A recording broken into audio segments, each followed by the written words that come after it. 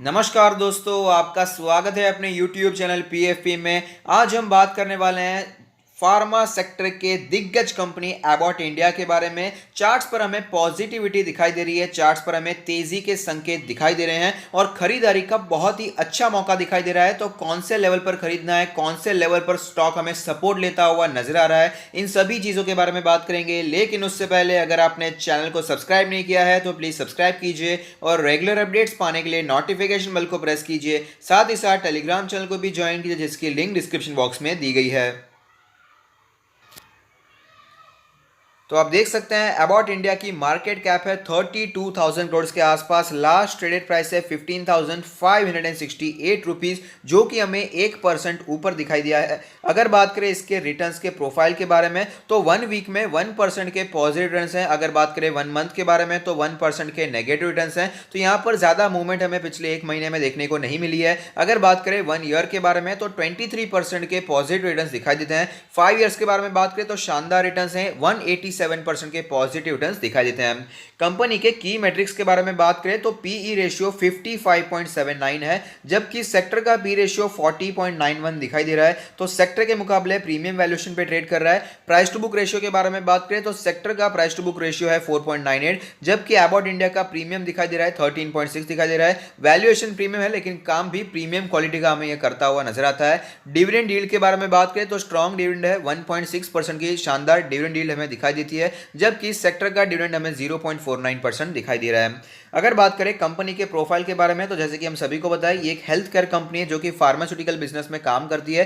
Company as a portfolio of offerings in diagnostics, medical devices में कामकाज है, nutritionals and branded generic pharmaceuticals का भी काम करती है।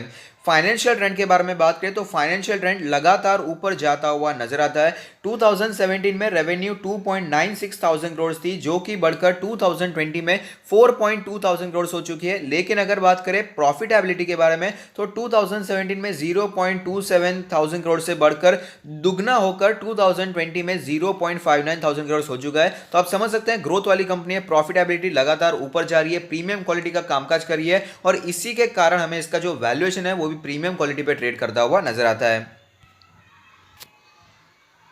आज के डिलीवरी परसेंटेज के बारे में बात करें तो शानदार डिलीवरी देखने को मिलती है, 57.43% की स्ट्रॉन्ग डिलीवरी हमें यहां पर दिखाई दे रही है। तो अब चलते हैं चार्ट्स पर, वहां पर कैसी सिचुएशन बनी हुई है उसके बारे में भी बात कर लेते हैं।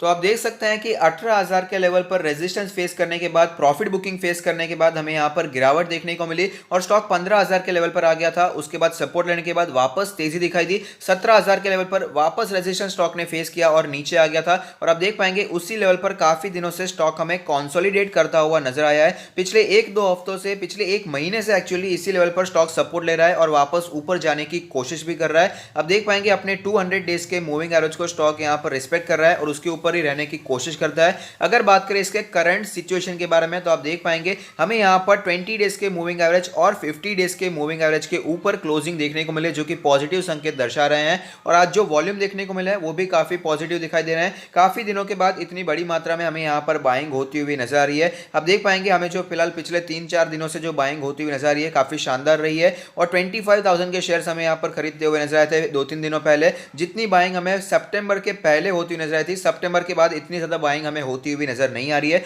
तो वॉल्यूम्स भी यहां पर हमें बढ़ते हुए नजर आ रहे हैं, बाइंग होती हुई नजर आ रही है और चार्ट्स पर भी जो सिग्नल दिखाई दे रहे हैं काफी पॉजिटिव दिखाई दे रहे हैं और जो कैंडल हमें बनती हुई नजर आ रही है वो भी काफी पॉजिटिव दिखाई देती है। स्टॉक ओपन हुआ, उसके बाद गिरावट देखने को मिली, लेकिन 200 डेज के मूविंग एवरेज के आसपास सपोर्ट लेने के बाद काफी अच्छी तेजी दिखाई और अपने डे हाई के आसपास हमें क्लोजिंग भी देखने को मिली है। इंडिकेटर्स के बारे में बात करें तो मनी फ्लो इंडेक्स का नंबर कैलकुलेट होकर आता है 58.06। यहां पर भी हमें स्ट्रेंथ लौटती हुई नजर आ रही है। आप देख पाएंगे यहां पर वापस हमें मनी फ्लो इंडेक्स का नंबर स्ट्रांग होता हुआ नजर आता है, जो कि ऑफकोर्स एक अच्छी बात है। अगर बात करें इसके आरएसआई के नंबर के बारे में तो आरएसआई का नंबर भी हमें ग्रेजुअली स्ट्रांग होता हुआ नजर आ रहा है, 58.01 का आरएसआई का नंबर दिखाई देता है।